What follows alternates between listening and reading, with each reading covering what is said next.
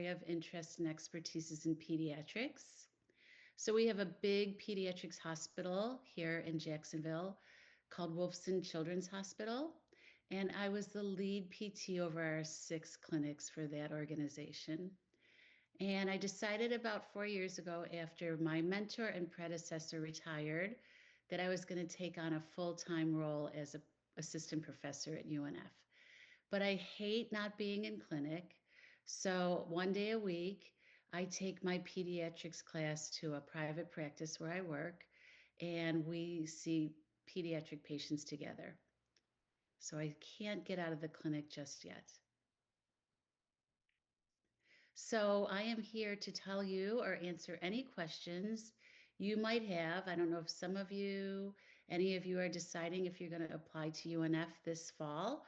Our application deadline is November 15th, and I would be more than happy to either go over what we expect or anticipate, or answer, if you probably already know if you're applying, answer any questions. If you can go over like the general information about your program, like cohort size or whether you have a cadaver lab. Um, I think a lot of people are applying. I've applied. So just hearing about your program, what your favorite parts are, would be Sure. awesome. Well, we're located on the University of North Florida campus, which is a beautiful campus if you haven't visited. It's rural, there's lots of trees, it's very pretty. I think I know the acreage. It's a lot of acres. It's over 1,300 acres of campus, and 300 of that is natural preserve. We are approximately 10 minutes, 15 minutes to the beach, to the ocean. We have over 1,000 people and staff. We have 19 NCAA Division I athletics. But let me tell you a little bit more about our PT department. So presently in our current cohort, there are 33 students. We have applied to CAP, and we will have our answer within the next 2 to 3 weeks to actually grow our cohort to 60. So that's bittersweet. The bitterness about it is it's just double the names that we need to know. And what we really pride ourselves on in UNF, especially in our cohorts now, and we don't want to lose our core value, is that we have an open door policy with our students. So our offices are across the hall from where you will all take your classes. Today, after I finished teaching, I taught 2 classes. I got done at 3:30.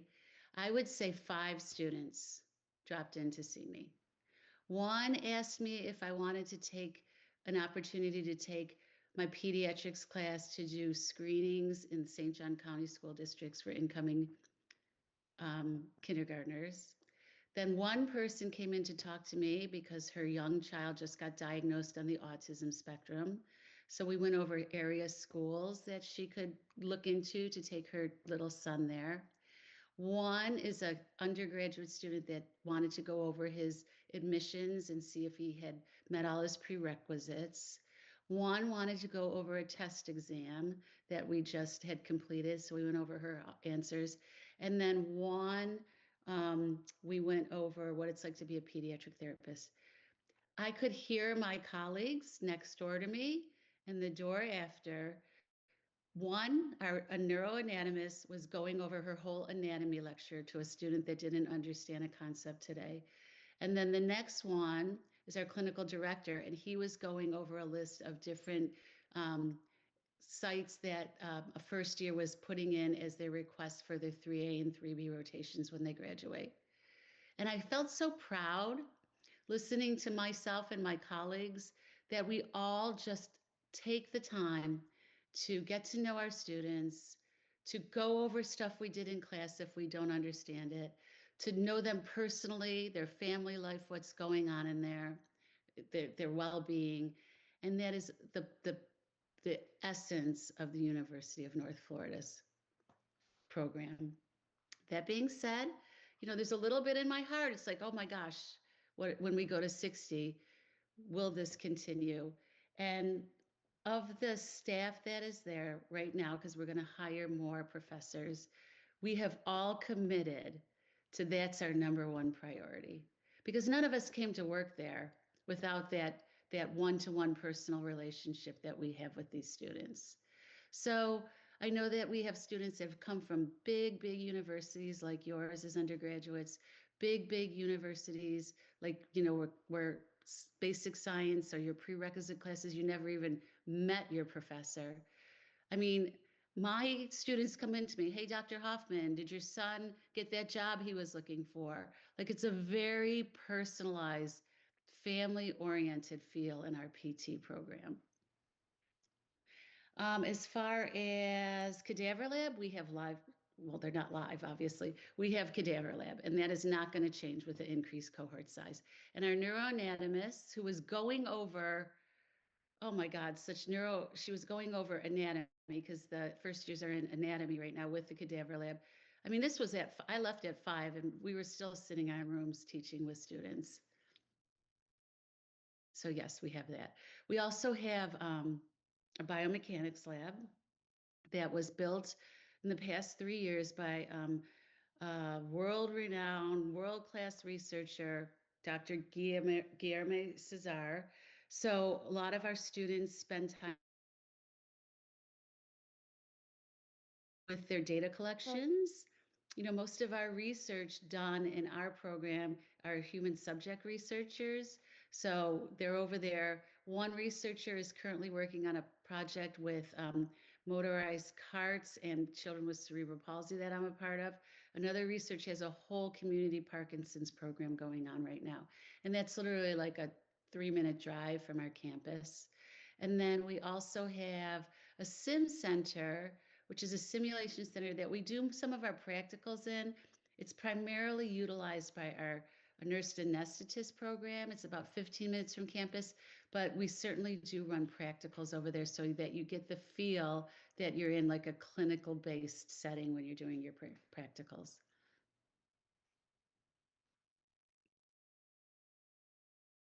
Do you guys have any more specific questions about the facilities, the prerequisites? Have any of you also applied this year for, are planning on applying for this fall?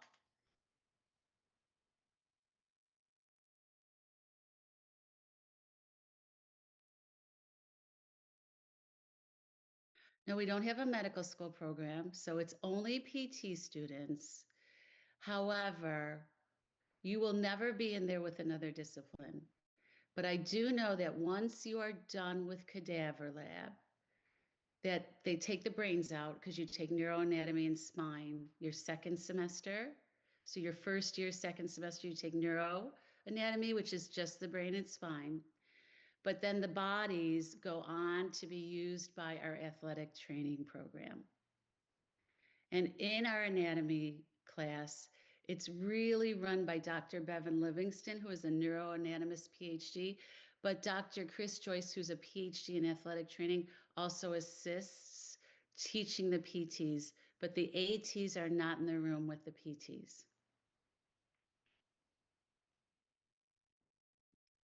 You're welcome. Let's see if we have any questions. Oh, we do, I think. Okay, I'm sorry. So, yes, let me start at the beginning. I'm really sorry. So, I see all your names.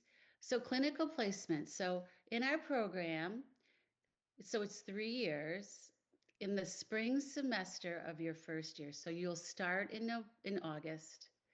Then the following spring semester, you'll do what we call a practicum. And that is 1 day a week for half a day. It's Wednesday mornings, and you will go to a clinical site and you will start to practice some of the techniques that you've learned when you took clinical skills. So things like blood pressure, vitals, some simple range of motion measurements, manual muscle strength testing. You'll do that for your spring semester, your first year. Then you come back to campus summer, which is not a full load, it's kind of light. And then the whole second year, you're still doing your didactic work. So you're doing, you're taking Neuro 1, Neuro 2, Ortho 1, Ortho 2. You're taking pharmacology. After your second year, you go on what's called 2A and 2B. Those are two clinical rotations where you're out full time working the whole summer. Then you come back for one semester. You take differential diagnosis, pediatrics, geriatrics, spinal cord injury, prosthetics, and orthotics. And then you go on your terminal 3A and 3B clinical rotations. What is very nice about our program, and again, there's no intentions whatsoever to change this. Now that things could change, but we have no intentions to want to change the fact that when you come in as a first year student, you sit down with our Director of Clinical Education, Dr. Rob Robinson, and you make up a wish list of where you would like to do your rotations. And he works really hard, really, really hard to take in consideration where you would like to go. And I think that's very specialized in our program because not all programs do that. Sometimes you get put where you're put and that's it. And he really loses sleep. I can say that because my office is next to him, of putting people where they would really like to be. So if you have a special interest in orthopedics or neurology or pelvic health or pediatrics, I can speak on behalf of pediatrics. He will come to me when those students are first years and say, listen, I've got 5 or 6 people that are interested in pediatrics. We will establish a relationship. I will find opportunities in the community to go do observation hours. Maybe they haven't done that. And then we will work with the end goal in mind to be like, oh, this person really wants to go to All Children's in Tampa, or this person really wants to go to CHOP up in Philadelphia. The two requirements that we have, pretty sure they're two. The two requirements I have is that one of your rotations has to be out of a 50-mile radius with Jacksonville. It could be any one. It could be 2A, 2B, 3A, or 3B. But you have to start to plan ahead. Like maybe you have a family member that lives in Orlando, or maybe you have a family member down in Miami. And then one has to be in an acute care setting because we want you to understand what a medically complex patient is like. Otherwise, you are welcome to ask for 2 orthos, a neuro and an ortho, any of those kind of clinical rotations. Okay, what are some things that can make someone stand out when applying? Well, we do rank order. We're not a holistic, right now we don't holistically accept students. I can tell you that your science GPA is probably holds the most weight. And then your prerequisites GPA holds the second amount of weight. In both of those areas, we want a cumulative GPA of 3.0 or higher. So the higher, the better, right? It goes without saying. Right now, as of right now, we do still have a GRE requirement. So presently our GRE requirement is on the analytical writing score is a 3.5. And then the combined score is typically around a 300 with the competitive verbal and the quantitative scores both being around 150. I am well aware that we are one of the only schools that still requires a GRE. Believe me, I hear everybody, but for this cycle, because I'm new to this position, this is the way it has to be. What else can stand out? I mean, really, we do it very objectively. You get ranked pretty much by your GPA. You know, what I like to say, you know, we accept UNF undergraduates. The UNF undergraduates wish I could say that. What I like to say, oh my goodness, you have 800 volunteer hours. That is amazing. But right now it's objectively set at these standards and measures. But with the increased cohort size, you know, we as the admissions committee are well aware that maybe other things need to be taken into consideration, but for this year, it can't change. What else can I tell you? If you are taking the GRE, our code that you have to put in to have it sent to us is 0994. That's on our website. And you do have to take the GRE within the last 5 years. And as of right now, sometimes I'm new in this, but right now the UNFDPT program will not super score a GRE. Next question. I was wondering if your curriculum revolves a lot around passing the NTP and PT exam, or it's mainly just becoming, okay, that's a great question. If I had my way being a clinician for the last 39 years, I would say I would love to make you the best physical therapist I can, right? I would love to teach you empathy. I would love to teach you understanding that you're going to meet your patients where they're at. I would love to teach you that the whole world is pretty gray. It's not black and white. I would love to teach you how to clinically reason under every circumstance that you find yourself in with sound judgment and non-biased, but you still got to pass that NPTE, right? Someone could pass the NPTE and get a perfect score. I don't know if that's going to make you the best physical therapist, right? I haven't survived in this field and career and dealt with families based on what my NPTE score was. It's really a lot more than that. But we do have to get you to pass that exam. So we have amped up our efforts for that. And this year, actually just last week, Friday, our third years took their first PEAT exam. And the PEAT exam is a practice NPTE. And they did it cold turkey. We bought them the exam, we paid for their exam, and they get 2 trials. So they all took the NPTE on Friday without studying at all because they're in the middle of a period of midterms. And so when I saw them on Monday, I said, well, how did it go? And really, the general consensus from this current third year class was they were pleasantly surprised how well they did. They had not anticipated to do as well as they thought they would on the PEAT without studying at all. So they all, a few of them said to me, Dr. Hoffman, like, if I were to study, I think I would have done great on this PEAT. And the PEAT is the biggest predictor of how well you're going to do on the NPTE. Is orthopedic? No, no. So we don't have, so orthopedics is the only residency program in the UNF. So our orthopedics lead, our Professor Rain Osborne, came from Brooks Rehabilitation, where he was the director of the residency programs. And he still teaches in the residency programs.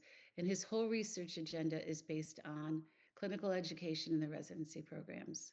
So we, in particular, do not have a residency program, but we have, I'd say about 1/3 of our students go on to do residencies. And it's funny you should ask that question because 2 people asked me for letters of recommendation just today, and they're not due till January, but both wanted to do a residency, one in ortho and one in neuro at Brooks. And this is an important point. We are anticipating the growth. We are preparing like we are going to double. And in order to do this, we have been given a big sum of money from Brooks Rehabilitation.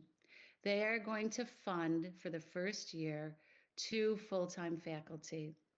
After the first year, which will be next year, UNF is going to fund those 2 lines and also add 2 more. So we're going to have 4 new faculty members to accommodate this growth.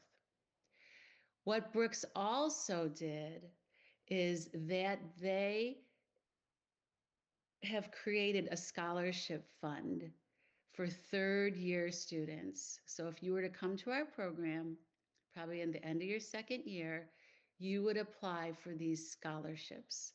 They're going to give 15 scholarships every year, so 1 out of 4, to students in our third year of their program with us. And it's going to be $20,000 for each student. Now, I'm pretty sure, I'm positive you're going to have to work for Brooks for maybe a year. I'm not sure how long, but in that third year, they are going to give you, it's like almost like a signing bonus, a scholarship for $20,000. Brooks has established that program for us. So at Brooks, there's lots of residencies. There's pediatrics, there's neuro, there's sports, there's ortho, there's pelvic health, there's acute care. But we have students that don't do Brooks residency. Last year, we had a student that took a cardiopulmonary residency. She got the residency at Duke. So she's at Duke right now. We also had a student that two students are doing Mayo residencies at the Mayo Clinic here, and those are both orthopedics. We have a student that's doing a UF orthopedics residency. I think the Brooks residencies, we had 3 neuro residencies go there. And the great thing about Brooks neuro residency is that they have a neuro recovery center, and they have like a big like Cyberdyne exoskeleton program, and they have a huge research lab at Brooks as well here in Jacksonville. I see that one of the prereqs is developmental psych, DEP 3045, but UCF's only developmental psych class is DEP 2. Yes, so yes, that should be fine. As long we like to have the same first 3 letters, and as long as it's a developmental psych class, if you want to swap that out, we have lots of people that request if they could substitute classes, and you'll just send us a little email to our website, and you just send us your request that you want to use that psych class as a prerequisite for our class, and just upload the syllabus with it. And we review those all the time. And believe me, if it says developmental psych, we'll take it. It's when people will ask us, well, will sports psychology take the place? Or will, some far off different psych? It's a little bit harder to make those decisions. Okay, so the first time pass rate for the NPT for the UNF DPT program. So in 2023, it was 83.3, and I think the national average is 86. In 2024, it was 85.7. And so we were right on the national average with both second time pass rates being 100%. And I'm going to be honest with you, we had a fluke last year and we were shocked. And our first time pass rate last year ended up being a 70%. And we were stunned and we were like, what the heck? None of us have taught any differently. We all have the same syllabus. It's the same staff. We were dumbfounded. We were gobsmacked, really. And truth be told, I have heard or have had suspicions that 2 people in that cohort decided they didn't want to be a PT. After 3 years of school, 4 years of undergrad, 2 of them decided that there was similar medical fields that were more lucrative. And so they decided to go into a different healthcare direction, which if I was their parents, I'd be like, oh my God, I just spent all this money on your education. So we're waiting the second go round. The second time they can take it is the end of this month. We're seeing who decides. We're seeing if maybe someone does decide they're not going to pursue it and even keep taking it, right? But we did sit down, start to try to find some sort of data point that would have shifted that NPT pass rate. And that's when we decided, listen, we're taking this PEAT early. We are getting a handle on this. And we sent out a questionnaire after we got that rate and really asked our students, like, how long did you study? Like, did you really study for it? And we got some answers where people said they studied 1 to 3 months. That means that they did their clinical rotations, May rolled around, and they opened their books to start to study for a test that was in July. And I really, my recommendations or my suggestions to my third years now is you shouldn't be going out on those clinical rotations in January and not open a book to study till July. I'm sorry. You should be doing a little something on the weekends as well. Okay, let's see. All right, here we go. What what community service activity? Oh my gosh, there's so many. There's a pickleball tournament on Thursday. There is a day of giving on Saturday. I went last weekend and cleaned up a park. We picked up garbage at a local park. And then the following weekend, they're working at a homeless shelter doing a food drive. We have a very strong SPTA. And those students have, especially this year's class, have arranged so much community service activities to do that it's really inspiring what these kids are doing. So that SPTA is, and they're having a prom. But as far as community service, I was there picking up garbage with them 2 Saturdays ago.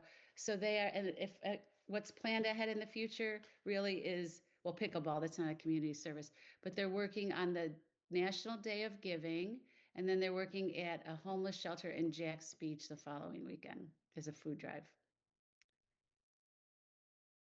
Okay, the next question from Brooke is, does your program do an interview for admittance?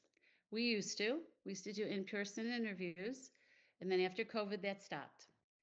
And then we had a year or two that we didn't do any interviews. Maybe that has something to do with the NPTE pass rate. I don't know, because it lines up. Last year, we implemented in the first 2 weekends in January, and we're going to do it again this year, an open house, an open forum exactly like this. It was 2 Saturdays a morning. We took like our top 150 applicants and invited them. I think we got 60 each Saturday. And we had a formal Zoom meeting, or Teams was one or the other, like this, where you, as the applicants who had been narrowed down as being qualified to come to our program, got to meet us, all of them, got to speak with current students, because we understand that this is a choice you're making and you have to feel comfortable with us. So we didn't use that Teams meeting or those Teams events to say, oh, we're going to pick her, we're going to pick him, we're going to pick him. It was for you to decide if you were going to pick us. Okay, Aiden, for more clarification, for acceptance to the program, everyone gets ranked by their GPA initially, and then you go into the more nitty gritty and extra and look at their recs and extracurriculars. So there is an algorithm, and I didn't make the algorithm, but what they do is they rank order you by whatever this algorithm's picking up. And I think the predominant important factor on that algorithm is your grades. This is a different year for us. And I just had this conversation with the prior admissions chair, in that we understand that there should be more holistic ways to look at this, and this may change by next year. But right now, we only found out about this growth maybe 4 months ago. It was kind of told to us. So right now, we have to stick to the algorithm that's always worked for us, and it's primarily by your GPA. Sophia, why did you decide your cohort? Well, it wasn't our decision. It was the whole institution's decision, and I'll tell you why we're growing our cohort. I don't know if any of you have been to Jacksonville lately, but I'm sure it's the same way in Orlando. The growth of our city is exploding. The amount of builders, the amount of people moving down here, the amount of construction on our roadways. There is such an explosion of population, both young and old, that we can't even keep up with the market demand for physical therapists. And so this area, North Florida, South Georgia, needs more physical therapists. So when you're the president of our university and you have hospitals saying, why can't you get us more physical therapists? And we're like, well, we only take 30, but we have 300 applicants. Of course, they're going to say, even Brooks was like, we need more physical therapists. And our nursing program just recently doubled as well. So the student atmosphere, I mean, they're busy. They're always studying. They're very close. They spend a lot of time together. The student atmosphere, I mean, they're a small united family right now. We hope to keep that atmosphere as we get bigger. The current annual tuition.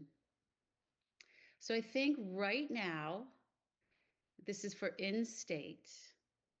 The current annual tuition is about $60,000, which makes us one of the most reasonable programs in the state. Right now, there's no intention of that rising, It's going to be the same amount of credit hours, which I believe is 104, and then the cost of the credit. So it's approximately 60,000.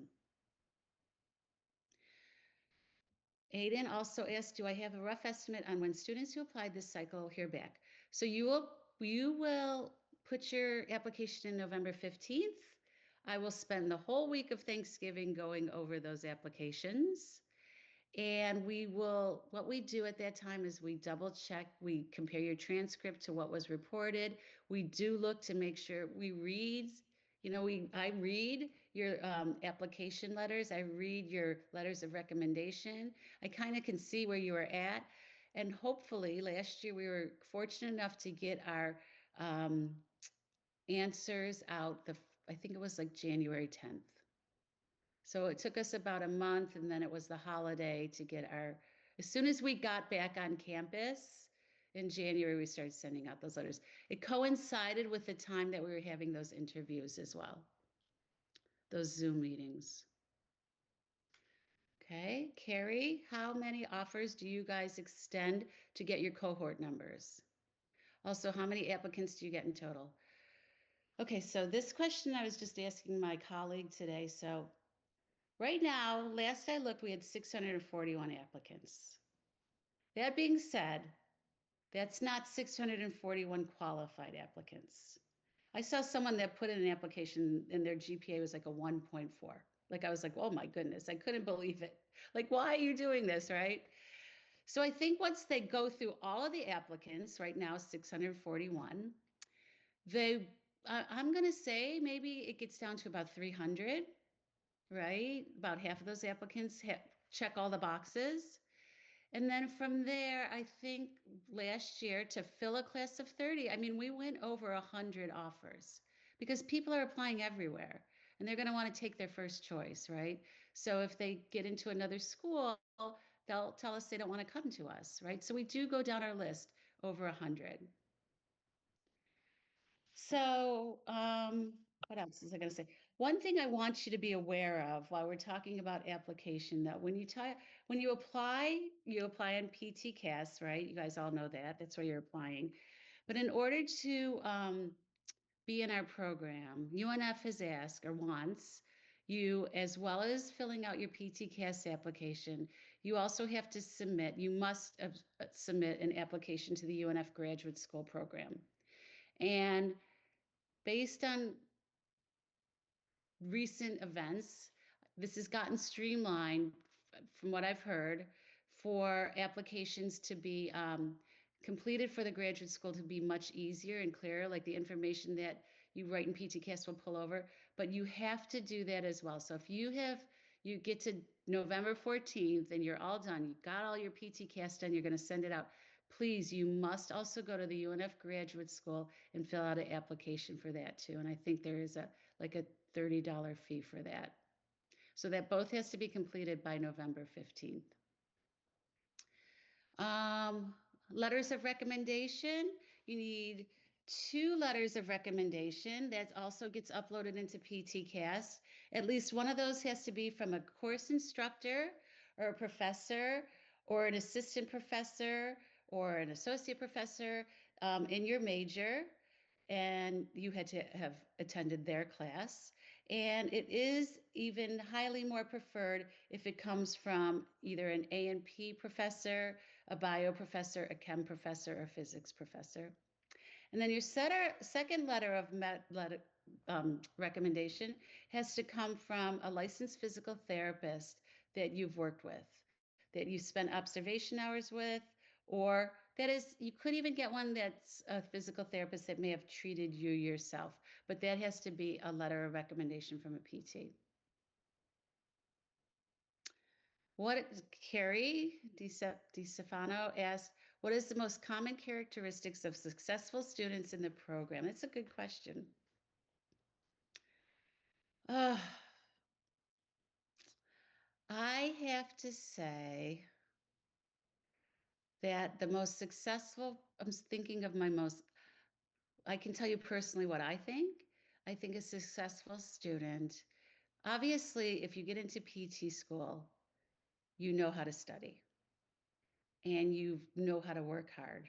These are not easy prerequisites, right? And so you probably are a good student didactically and academically. You wouldn't have got accepted if you weren't. But I love, especially when I give my first practical, and we'll do like a one-on-one treatment session. And we'll do a practical where you're being the physical therapist and maybe I'm watching you treat another student. And we'll finish the practical and I'll come back with my feedback. And I would say 50% of my students just burst out into tears because they're so used to being the best student in the class and getting the best grades. And I say to my students, listen, if someone asked me to go outside to my car and open up my hood and change my carburetor, and someone was judging me on the first time I did it, I would be terrible at it. And so people that are willing to self-reflect, learn from what we're trying to teach you, we want you to be successful. Organize yourselves to be willing to think not so it's either black or white or so abstractly. Like when you treat patients as a physical therapy, everyone's different. You approach everyone differently. You have to use clinical reasoning skills. You have to take everything that you've learned and process it and see if it fits into that patient case. So I think being an adaptive learner is probably the most successful students I see. I'm in pediatrics. That takes a lot of, I don't want to use empathy because I don't want to be like I'm the empathy person, but it takes a lot of listening skills. Sometimes it's not going to be all right. Sometimes someone's not going to get better. But understanding that I am a person that that parent, that patient, that family member can trust that I am going to do the best I can to care for that person and treat them with respect. And I think having the maturation to understand that when you're still figuring out who you are yourself at your age, and watching you mature through our program makes a successful student. Okay. Okay, so Aiden agreed with me. That's a good reminder. I submitted an application to UNF through PTCAS and the UNF grad school. It was straightforward, but it acted a little weird because it wanted me to submit another transcript to the grad program site, even though I already submitted one through PTCAS. I emailed the faculty and they said I only needed to have the PTCAS transcript. Just a little FYI in case anyone wants into that trouble. Thank you, Aiden. I will also tell our administrator that you told me that because that's great feedback.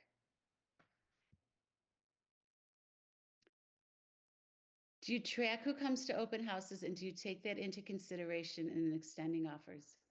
No, we do not. So if you can't make it, it will not count against you whatsoever. We understand that people have activities, people work. That's why we put it on 2 days, but it will not be in your favor or against you if you do come or you do not come. It's a great event. You get to meet all of the faculty. You get to speak to alumni that are all throughout the state of Florida, and you get to speak to students who are living the experience right now. But no, it doesn't work for you or against you. It's just for your benefit.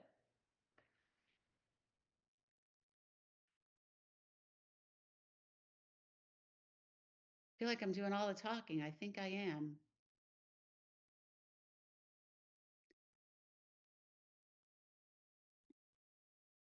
So I hopefully we have some people here that plan on applying to our program. Oh, okay. So we did, let me see where we are. Oh, thank you. Thank you, Aiden. She says I'm doing fantastic. So yeah, so if you were to come to our program, 2 or 3 of your classes would be right across the hall from me. So you would see me sitting at my desk. You could come in and say hello. You could come in and say, God, I don't really understand what we learned today. You could come in and say, I'm really having a hard time. I'm not doing well right now. I've had people come in and ask me, actually, I had someone come in to ask me to look at a cut she got on her foot this weekend and if I thought it was infected. So we are a very close family. I mean, I love teaching. I taught at Wolfson's. I'm from New York. I taught in New York. Um, but I also love treating. So I get pulled a little bit. I'm a little tired on Friday nights by the time I do both, but I still love to be around little kids and parents. And so now I just on Fridays, I take seven people interested in pediatrics with me, and we all sit together and we all brainstorm and we meet and we talk about the patients. And they're getting, prior to their pediatric rotations, some hands-on experience because I want to be proud of my people when they go out to their pediatric rotations. So what I'd like to say as we wind down is that any of you are welcome to come to UNF to get a tour on your own. You don't have to wait. We just had an open house on Saturday.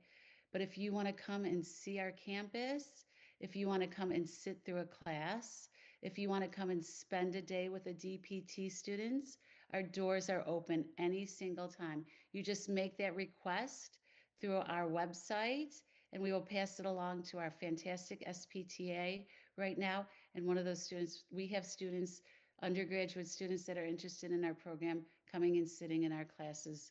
Not all the time, but occasionally, that's for sure, if you're in the Jacksonville area. Around the area, we don't have graduate school housing. That's one thing that I get asked often. But around the area of our campus, there's a lot of off-campus housing.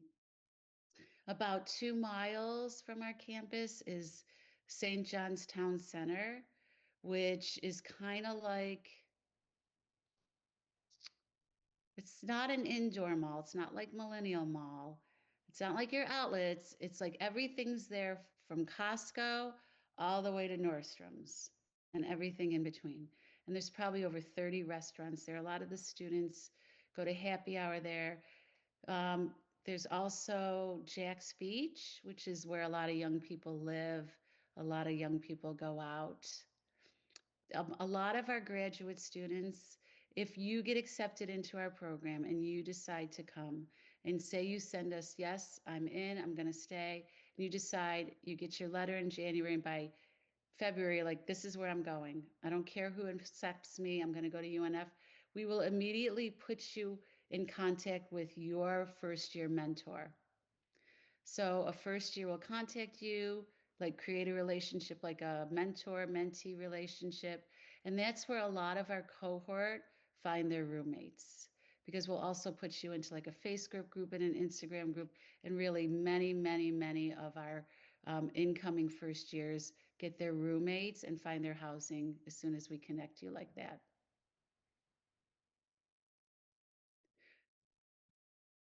I don't know what rents are in Jacksonville. They're probably somewhat comparable to Orlando. How do we help the UNFSPATA mental health during their program? Well, we do have a mental health and counseling graduate program here at UNF. And there, there is a there is a way for students. I just met this woman because I was at a activity yesterday. She let me know that students are entitled, I'm going to say 15 sessions. 15 sessions of mental health counseling, like that's available readily to them. Um, I have to tell you, there are some staff members that support students so well, and I would like to say myself included. I'm a mother of a 26-year-old and a 24-year-old that are both in pretty high academic situations themselves. And so a lot of the mental health sometimes comes into our rooms, truthfully. Myself and especially Dr. Livingston, we have kids in our room all the time, but there is mental health services available through our mental health counseling program. And I'm sure that there's probably even more in our student health program. But I was just sitting by two professors and a PhD postdoc who was telling me about this program. And I was like, oh my gosh, that's great to know that we can send students for free mental health counseling as well. But I do have a box of tissues on my desk, I must admit. You're welcome. Physical therapy is a very emotional job. It's a people job before anything. I've treated tens of thousands of patients with their families in my course in my career. So we all need a little help sometimes. It can get heavy. And we understand that. I certainly understand that working as long as I did. Hannah asked me, do you look at academic and the essay equally, or does one weigh out the other? The academics outweighs the other, the grades. What made you want to target? What made you want to? Oh my gosh. Well, this is crazy, but I was always intrigued. I remember this as a little girl. I was intrigued at hospitals. I'm intrigued at things that never close. So, hospitals and airports, I was like, wow, this goes on all the time. And my parents wanted me to be a nurse, be a nurse. Now, this is in the 1980s, before you were all born. And I didn't want to work on weekends. I didn't want to be a nurse because I didn't want to work on weekends and holidays. And I would have loved to have been a doctor. I would have loved to gone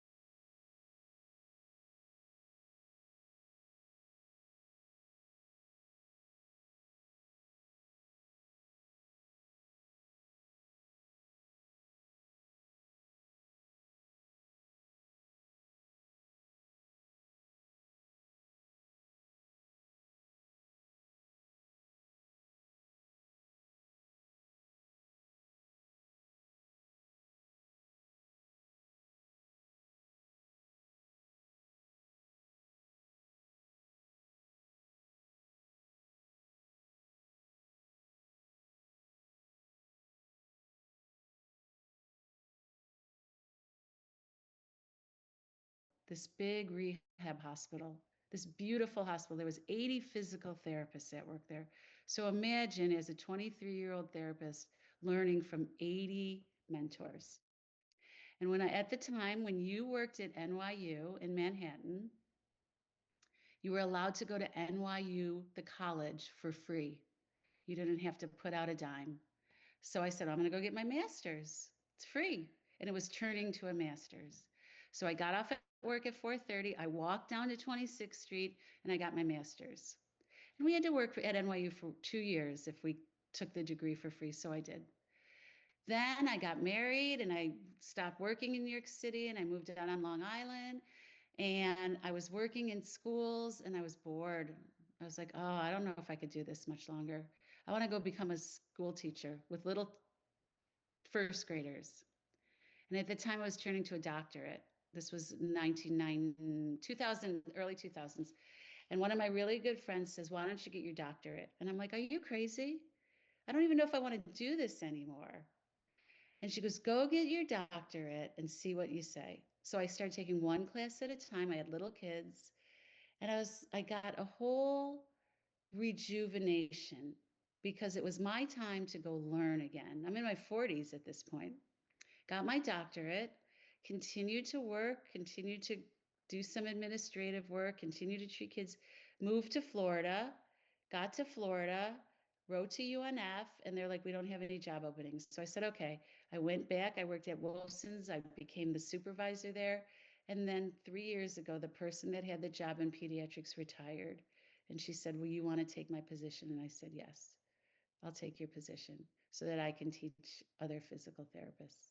So that's my story. So if you come to UNF on the first day of school, you already have heard this story, so you can't say, oh my God, she's talking about this again. All right, everybody, does anyone have any more questions please reach out if you have any questions. If I type in this message board my personal email, will you all get it? Yes? Okay.